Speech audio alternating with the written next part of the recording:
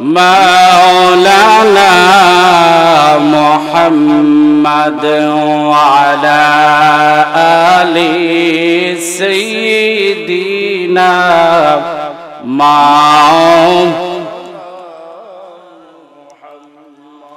तेरे नस्ली पाक में है बच्चा बच्चा नूर का तो है आईने नूर तेरा सब गाराना नूर का अल्लाहुम्मा सल्ली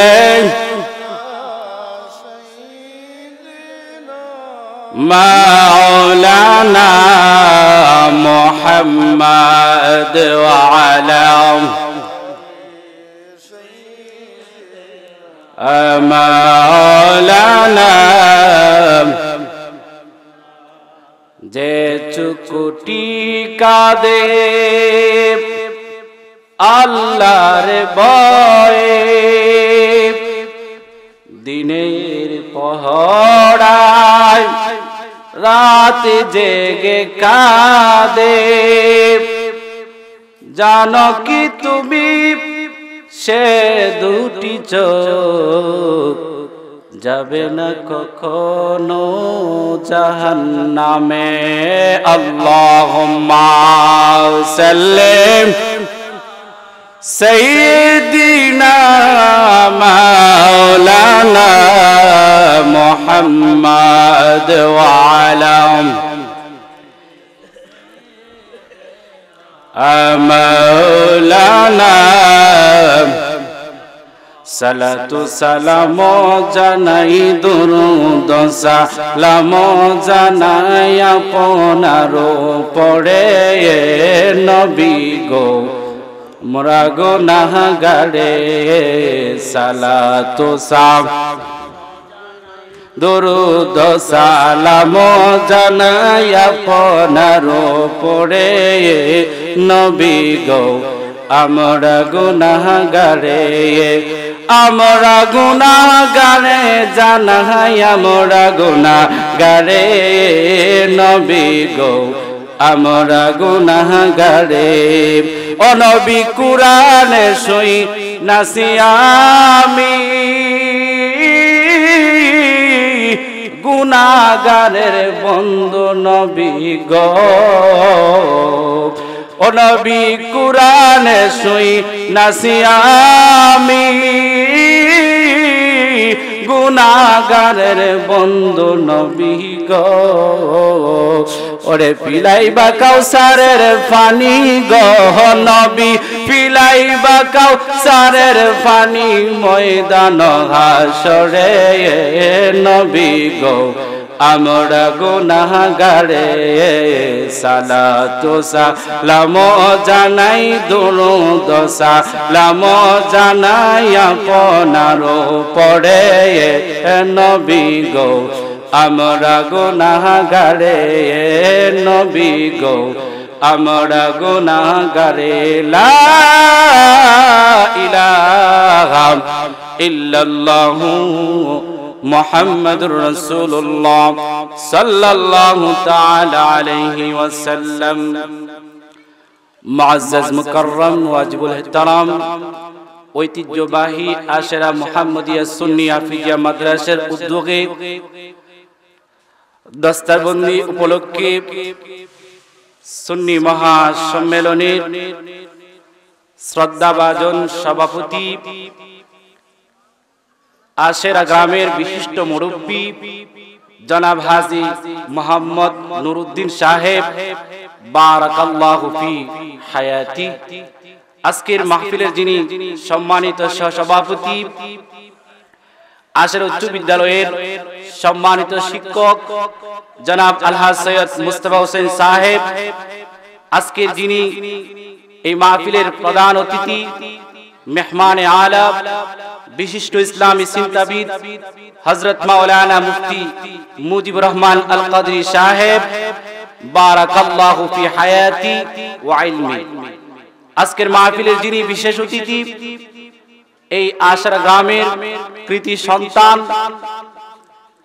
বিশিষ্ট ইসলামী চিন্তাবিদ হযরত মাওলানা মুফতি সৈয়দ মুজাক্কির হোসেন কাদির সাহেব, বারাকাল্লাহু ফি হায়াতি। আজকের মাহফিলের যিনি প্রধান বক্তা, আশিক রাসূল হযরত মাওলানা হাফেজ নাজিমউদ্দিন সওদাগর সাহেব শায়েস্তাগঞ্জ, এবং বিশেষ বক্তা হিসেবে যিনি আলোচনা করেছেন আশারা গ্রামের জামে মসজিদের সম্মানিত খতিব হযরত মাওলানা কারি নুরুল আমিন হুসাইনি সাহেব, বারাকাল্লাহু ফি হায়াতি ওয়া ইলমি। উপস্থিত অনুপস্থিত, জাতির মাতার মুকুট, জাতির শ্রেষ্ঠ সন্তান, ওয়ারাসাতুল আম্বিয়া, উলামায়ে কেরাম, মুরব্বী বাবাজিরা, স্কুল কলেজ মাদ্রাসা পড়ুয়া ছাত্র ভাইয়েরা, যুবক ভাইয়েরা, ছোট্ট সোনামণিরা, বাড়িতে অবস্থানরত আমার অত্যন্ত শ্রদ্ধেয় পর্দানিশীন মা ও বোনেরা, সকলকে আমার পক্ষ থেকে সালাম দিচ্ছি। আসসালামু আলাইকুম ওয়া রাহমাতুল্লাহি তাআলা ওয়া বারাকাতুহু ওয়া মাগফিরাহ। লক্ষ কোটি দরুদের সালাম ওই নবীজির কদম মুবারক, যিনাকে আল্লাহ পাক সৃষ্টি না করলে আসমান জমিন লৌহ কলম কোনো কিছুই সৃষ্টি করতেন না। তিনি হলেন আমাদের নবী, শ্রেষ্ঠ নবী, কুল কায়নাতের নবী, আখিরি নবী মুহাম্মদুর রাসূলুল্লাহ সাল্লাল্লাহু তাআলা আলাইহি ওয়াসাল্লাম। প্রিয় উপস্থিতি, আমাকে মাহফিল কমিটির পক্ষ থেকে একটি বিষয় দেওয়া হয়েছে। যেহেতু এটা হাফিজিয়া মাদ্রাসার মাহফিল, আমাকে মাদ্রাসা এই মাহফিলের কমিটির পক্ষ থেকে যে বিষয়টি দেওয়া হয়েছে, সেই বিষয়টি হলো মাদ্রাসা শিক্ষার গুরুত্ব এবং হাফিজে কোরআনের মর্যাদা। আমি কালামুল্লাহ শরীফ থেকে একটি আয়াতে কারিমা তিলাওয়াত করেছি। আজকের এই মাহফিলটা হতে আমরা খুশি না বেজার? আওয়াজ দিয়ে বলুন, খুশি না বেজার? শুধু আপনারা খুশি নন, এই অর্থ এলাকার মাটির নিচে যত মানুষ ঘুমিয়ে আছে, এই মাহফিল হওয়াতে সবাই খুশি, ঠিক কিনা বলেন? ফেরেশতারা খুশি, আসমান জমিন খুশি, জোরে বলুন ঠিক না বেঠিক? এই যে মাহফিলের ব্যবস্থা হয়েছে, এই ব্যবস্থা হওয়াতে আমরা দুনিয়াতে লাভবান, পরকালেও লাভবান হব, ঠিক কিনা? কারণ এই মাহফিল হওয়াতে আমরা দূর দূরান্ত থেকে বিজ্ঞ আলেম উলামারা আসবে, আলোচনা করবে, তাদের জবান থেকে কোরআন হাদিস শিখব এবং আমাদের ইলম বাড়বে, জ্ঞান বাড়বে, জোরে বলুন ঠিক কিনা? কারণ আমরা আজকে যারা আমাদের বয়স হয়ে গেছে, মাদ্রাসায় পড়ার মতো সময় নেই, সুযোগ নেই, সুযোগ চলে গিয়েছে। এই জন্য কি আমরা দ্বীনি ইলম শিখবো না? শিক্ষা দরকার আছে না নাই? আল্লাহর হাবিব বলেছেন, কুন আলিমান, তুমি আলেম হও, আও মুতাআল্লিমান, আলেম হওয়ার সুযোগ যদি তোমার না থাকে, তুমি আলেমের ছাত্র হও। সুবহানাল্লাহ। আলেমের ছাত্র হওয়ার জন্য এই আশারা গ্রামের মধ্যে একটি মাদ্রাসা প্রতিষ্ঠিত করা হয়েছে, ঠিক কিনা বলেন? ছাত্র হওয়ার সুযোগও তোমার চলে গিয়েছে। আও মুস্তাআমিয়ান, তুমি আলেমের শ্রোতা হও, আলেমে যা বলে তা মনোযোগ সহকারে শুনো এবং জীবনে বাস্তবায়ন করো। সুবহানাল্লাহ। এবং আলেমের জবান থেকে কথা শোনার সুযোগ নেই, মাহফিলের সময় দেওয়ার সুযোগ নেই, বসার সুযোগ নেই। ৭৭ নম্বর আল্লাহর হাবিব বলেছেন, আও মুহিব্বান, আলেমকে মহব্বত করো। আলেমকে কি করো? মহব্বত করো। যদি আলেমের সাথে সুসম্পর্ক থাকে, আলেমকে যদি দিল থেকে মহব্বত করতে পারেন, কিয়ামতের দিন আল্লাহ পাক রব্বুল আলামিন একজন আলেমকে মহব্বত করার কারণে আপনি আমাকে ক্ষমা করে দিবেন। সুবহানাল্লাহ। এই চারটা সুযোগ রয়েছে। রাসূল বলেছেন চারটার থেকে যে কোনো একটা অবশ্যই তোমরা গ্রহণ করো, আর চারটা যদি তোমরা গ্রহণ না করতে পারো ওয়ালা তাকুন খামিসান, পঞ্চম নাম্বারটা গ্রহণ করবে না। ফাতাহলিক, যদি পঞ্চম নাম্বারটা গ্রহণ করো তাহলে তোমরা ক্ষতিগ্রস্ত হবে।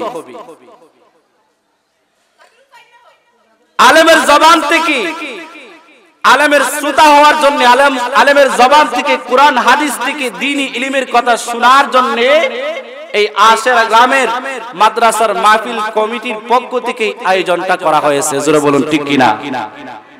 কারণ এমন একটি জামানা চলে এসেছে যে জামানার মধ্যে ঈমান রাখা বড় দায় হয়ে গেছে। জোরে বলুন ঠিক না বেটি? হাদিস শরীফের মধ্যে রাসূলুল্লাহ সাল্লাল্লাহু তাআলা আলাইহি ওয়াসাল্লাম বলেছেন, ইন্না বাইনা ইয়াদাই সাআতি কাকিতাইল লাইলিল মুযলিম। আল্লাহর হাবিব মুহাম্মদুর রাসূলুল্লাহ সাল্লাল্লাহু তাআলা আলাইহি ওয়াসাল্লাম বলেছেন, কিয়ামতের আগে এমন একটি সময় আসবে যেই সময়টায় রাতের অন্ধকারের টুকরার মতো, রাতের অন্ধকারের টুকরার মতো, ইন্না বাইনা ইয়াদাই সাআতি ফিতনাতান কাকিতাইল লাইলিল মুযলিম, রাতের অন্ধকারের টুকরার মতো সমাজের মধ্যে ফিতনা ছড়াতে থাকবে। ওয়াইসবিহুর রাজুলু ফিহা মুমিনান ওয়া ইউমসি কাফিরান, সকালে যে ব্যক্তিরা ঈমানদার ছিল বিকালে বেঈমান হয়ে যাবে। ওয়া ইউমসি মুমিনান ওয়া ইউসবিহু কাফিরান, যে ব্যক্তিরা বিকালে ঈমানদার ছিল সকালে কাফের হয়ে যাবে। জোরে বলুন নাউজুবিল্লাহ। এই একটি এমন একটি জামানা আমাদের মধ্যে চলে আসছে, ঠিক কিনা বলেন?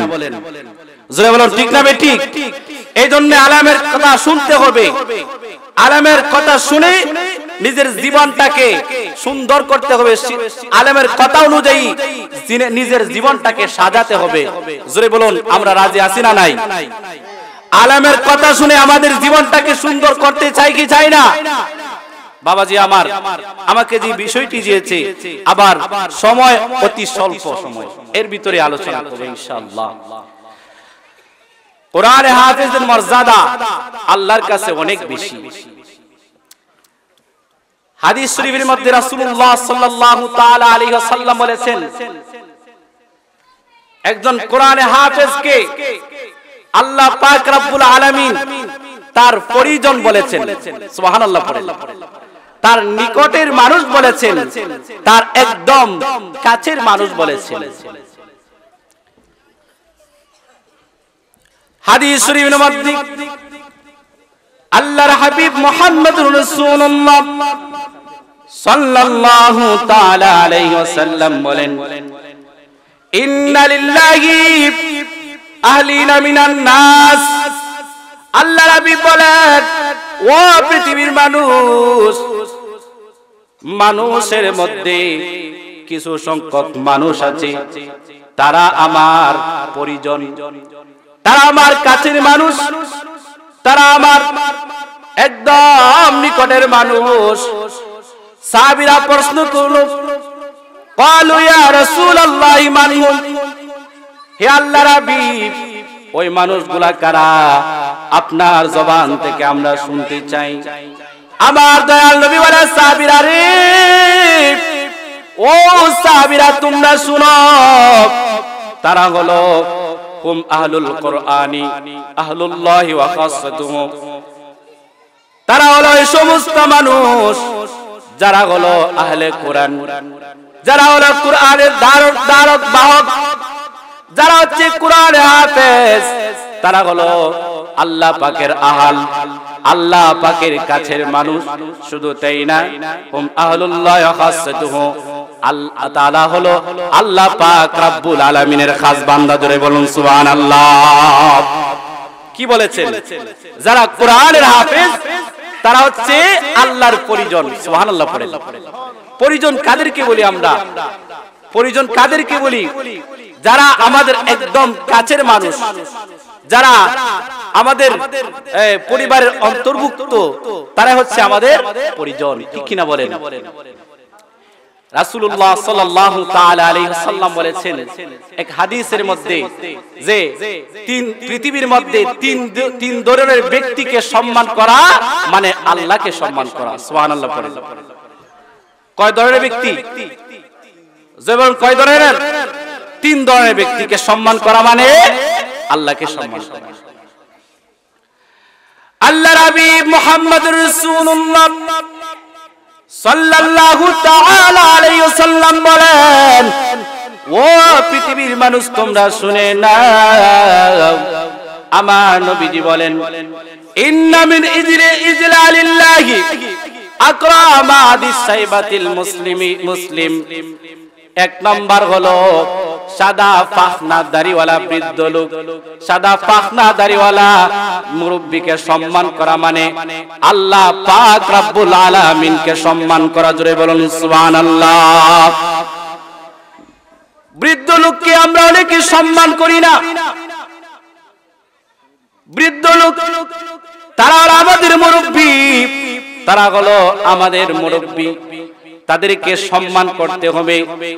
তাদেরকে সম্মান করা মানে আল্লাহকে সম্মান করা। জোরে বলুন ঠিক না বেঠিক? আল্লাহর হাবিব বলেছেন, আল্লাহর হাবিব মুহাম্মদুর রাসূলুল্লাহ সাল্লাল্লাহু তাআলা আলাইহি ওয়াসাল্লাম বলেন, ইকরামা বিসাইবাতিল মুসলিম। এক নম্বরে বৃদ্ধ মানুষকে, সাদা পাখনা দাড়িওয়ালা মুরব্বিদেরকে সম্মান করা হলো আল্লাহকে সম্মান করা। দুই নম্বরে হলো ওয়াহামিলুল কুরআন, কুরআনের ধারক বাহককে সম্মান করা মানে আল্লাহ পাক রব্বুল আলামিনকে সম্মান করা। জোরে বলুন সুবহানাল্লাহ। দুই নম্বরে কি বলা হয়েছে? কোরআনে হাফেজকে সম্মান করা মানে কাকে সম্মান করা? জোরে বলুন কাকে সম্মান করা? আল্লাহকে সম্মান করা।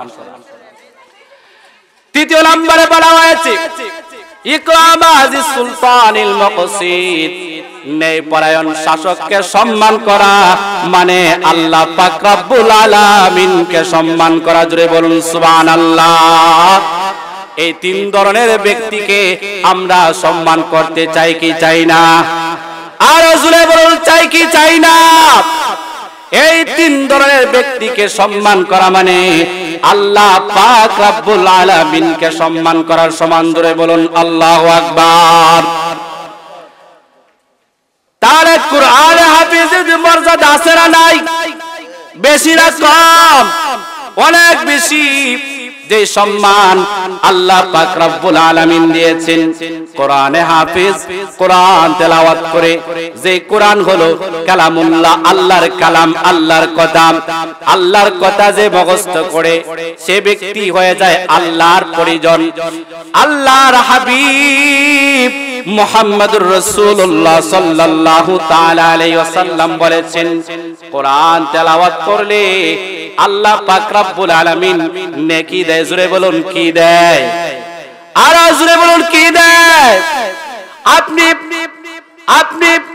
আপনার ক্লাস 1 থেকে ডিগ্রি পর্যন্ত যত বই পড়েছেন, ইংরেজি, অঙ্ক, যত কিতাব আছে, যত বই আছে, সকল বই যদি আপনি ধারাবাহিকভাবে ক্লাস 1 এর বই থেকে আপনি ডিগ্রি সমস্ত বইগুলা তিলাওয়াত করেন, কোনো সওয়াব হবে না, একটা নেকি হবে না। আল্লাহর হাবিব মুহাম্মদুর রাসূলুল্লাহ সাল্লাল্লাহু তাআলা আলাইহি ওয়াসাল্লাম বলেন, মান ক্বারা হারফাম মিন কিতাবিল্লাহ, যে ব্যক্তি আল্লাহর কোরআনের একটা হরফ তিলাওয়াত করে। জোরে বলুন কয়টা হরফ? জোরে বলুন কয়টা হরফ? যে ব্যক্তি একটা হরফ তিলাওয়াত করে, একটা হরফ তিলাওয়াত করে, হাসানাতু ওয়াল হাসানাতু বিআশি আমসালিহা, আল্লাহ পাক রব্বুল আলামিন ওই বান্দার একটা হরফ তিলাওয়াত করার কারণে তার আমলনামায় একটা নয় 10টা নেকি দান করে। জোরে বলুন সুবহানাল্লাহ। ওই কোরআন তিলাওয়াত করতে আমরা রাজি আছি না নাই?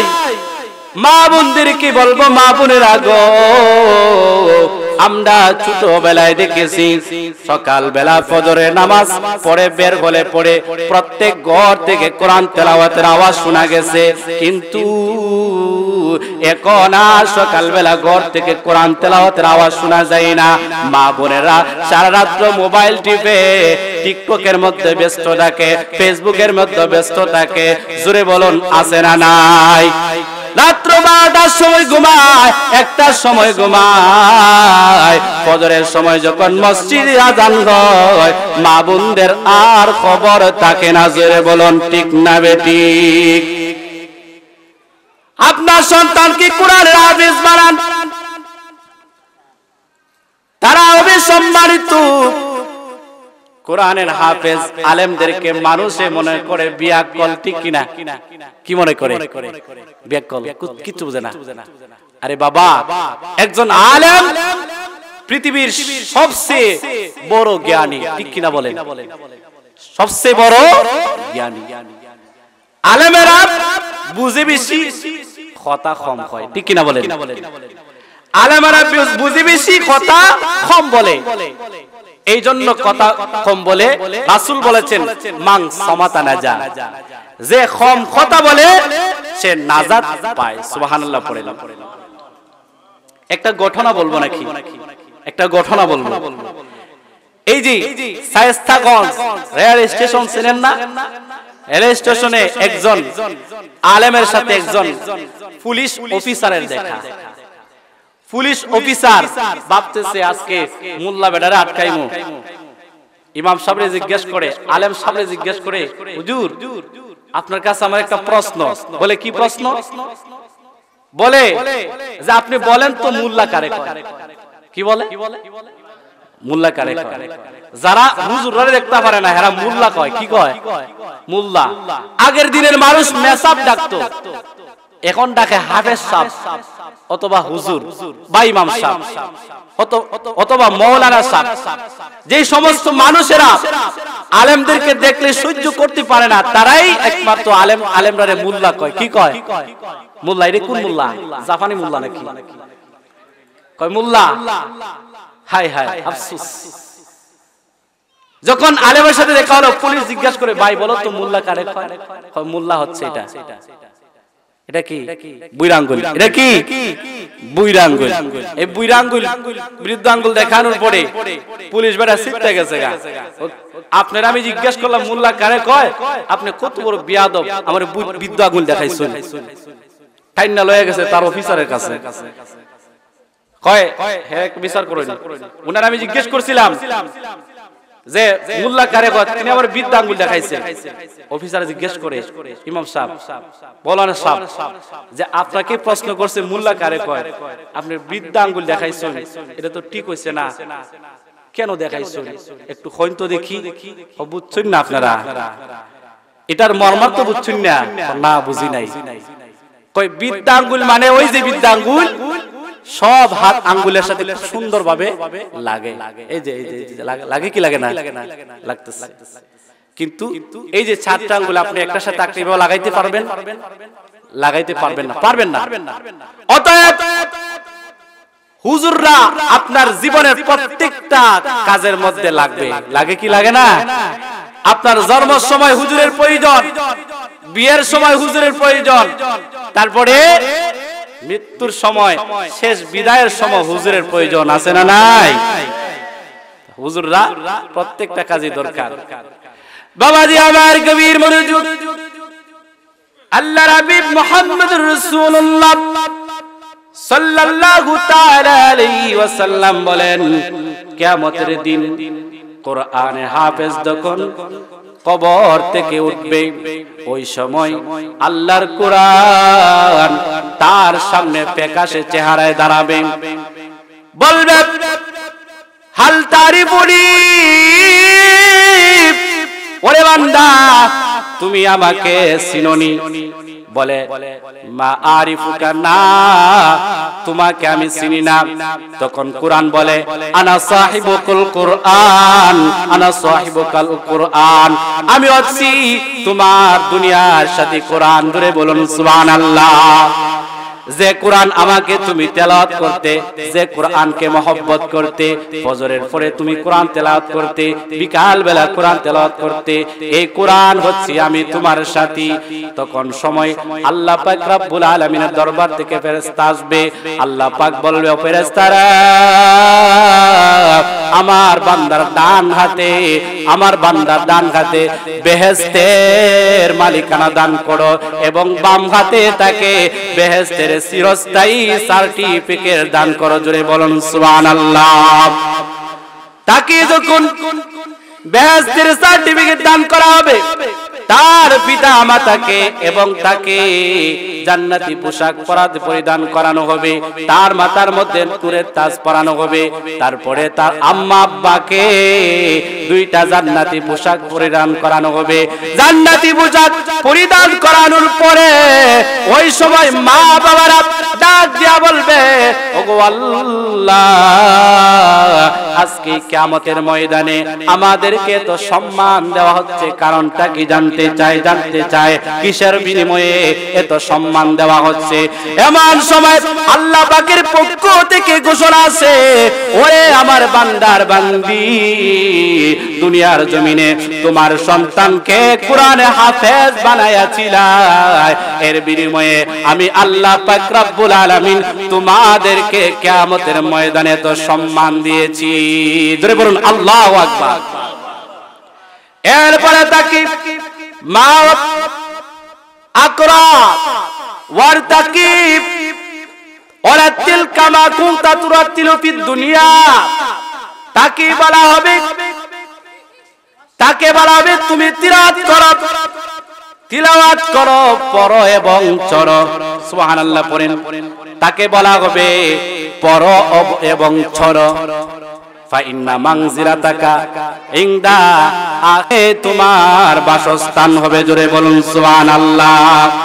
আপনাদের কাছ থেকে জানতে চাই, কোরআনের মধ্যে আয়াত কতটা জানেননি আপনারা? 6666টা। আল্লাহর বান্দা কোরআন তেলাওয়াত করবে, যেখানে গিয়ে বলবে, কুল আউযু বিরাব্বিন নাস মালিকিন নাস ইলাহিন নাস মিন শাররিল ওয়াসওয়াসিল খান্নাস আল্লাযী ইউওয়াসওয়িসু ফি সুদুরিন নাস মিনাল জিন্নাতি ওয়ান নাস, যেখানে গিয়ে নাস বলবে সেখানে তার বাসস্থান হবে। অতএব তার বাসস্থান হবে 6666 তলায়। জোরে বলুন আল্লাহু আকবার। আল্লাহ রাব্বি বলেন এক হাদিসের মধ্যে বলেন, মান কারাল কুরআন ওয়াস্তাযারাহু ফাহাল্লা হালালাহু ওয়া হাররামা হারামাহু আদখালাহু আল্লাহু বিহিল জান্নাহ। কিয়ামতের দিন আল্লাহ পাক রব্বুল আলামিন যে ব্যক্তি কোরআনের হাফেজ ছিল, কোরআন যে মুখস্থ করেছে, ওই ব্যক্তি দুনিয়ার জমিনে কোরআন অনুযায়ী জীবনটাকে পরিচালনা করেছে। ফাআহাল্লা হালালাহু ওয়া হাররামা হারামাহু, এবং হালালকে হালাল মেনে চলেছে, হারামকে হারাম মেনে চলেছে। আদখালাহুল্লাহু বিহিল জান্নাহ, তাকে জান্নাতে প্রবেশ করানো হবে। শুধু তাই না, আদখালাল্লাহু বিল জান্নাতা ফি আশরাতিন মিন আলি বাইতিহি, আল্লাহ পাক সেই দিন কিয়ামতের দিন তার পরিবার পরিজনদের থেকে এমন 10 জন ব্যক্তিকে জান্নাতে যাওয়ার জন্য তার পক্ষ থেকে সুপারিশ গ্রহণ করা হবে। বান্দা সুপারিশ এমন 10 জন ব্যক্তির জন্য কবুল করবে। হাফেজে কোরআন এমন 10 জন ব্যক্তির জন্য সুপারিশ করবে, যে ব্যক্তির জন্য কুল্লুহুম ওয়াজাবাত লাহুন নার, তা প্রত্যেকের উপরে আল্লাহ পাক রব্বুল আলামিন জাহান্নাম ওয়াজিব করে দিয়েছেন। এমন 10 দিন ব্যক্তির জন্য কোরআনে হাফেজের সুপারিশ আল্লাহ পাক কিয়ামতের দিন কবুল করবে। জোরে বলুন সুবহানাল্লাহ। এই জন্য বাবাজিরা আমার, ঘটনা বলতে চাচ্ছিলাম, সুন্দর একটা ঘটনা, বলার সময় নাই, সুযোগ নাই, সময় নাই, অন্যদিন বলবো। বাবারে আমার, কোরআনের হাফেজদেরকে মর্যাদা করব কি করব না, সম্মান দিব কি দিব না? বাবারে, কোরআনে হাফেজদেরকে সম্মান দেওয়া মানে আল্লাহকে সম্মান দেওয়া। জোরে বলুন ঠিক কিনা? আপনি কোরআনে হাফেজকে সম্মান দিবেন, আলেমকে সম্মান দিবেন। আলেমকে সম্মান দেওয়া মানে আল্লাহকে সম্মান দেব। সুবহানাল্লাহ। তাহলে আমরা কোরআনে হাফেজদেরকে সম্মান দিতে চাই কি চাই না? কই আসছে নাকি? কই আসছে? আচ্ছা ঠিক আছে। তাহলে কোরআনে হাফেজদেরকে সম্মান দিবেন। এই গ্রামে একটা মাদ্রাসা হয়েছে, সমাপ্তি দিব। আর আমি এর আগে একটা কথা বলতে চাই, এই গ্রামে একটা মাদ্রাসা হয়েছে, আপনারা ভাগ্যবান কিনা? জোরে বলুন, ভাগ্যবান কিনা? কারণ কোরআনে হাফেজদের রাস্তা দিয়ে হাঁটে, এই রাস্তার মধ্যে আল্লাহর রহমতের ফেরেশতারা নূরের পাখা বিছায় দেয়। সুবহানাল্লাহ। হাদিসের মধ্যে এসেছে একজন কোরআনে হাফেজ, একজন তালিবুল ইলম যখন কোন কবরস্থানের পাশ দিয়ে হাঁটে, আল্লাহ পাক রব্বুল আলামিন এই কবরস্থানের কবরের আযাব 40 দিনের জন্য বন্ধ করে দেয়। সুবহানাল্লাহ। তাহলে এই যে ছাত্ররা চলাফেরা করতেছে, এটা কবরস্থানে যত মুর্দা আছে তারাই উপকৃত হচ্ছে, তারাই বুঝতেছে একজন তালিবুল ইলমের মর্যাদা কেমন। জোরে বলুন ঠিক কিনা? এই জন্য আমরা কদর করব, লজিং দিয়ে আমরা সহযোগিতা করব। আল্লাহ পাক রব্বুল আলামিন আমাদেরকে কোরআনে হাফেজ, কোরআনের ধারক বাহকদেরকে সম্মান দেওয়ার তৌফিক দান করুক। সকলে বলেন আমিন। ওয়া আখির দাওয়ানা আলহামদুলিল্লাহি রাব্বিল আলামিন। আসসালামু আলাইকুম ওয়া রাহমাতুল্লাহি তাআলা ওয়া বারাকাতুহু ওয়া মাগফিরাহ।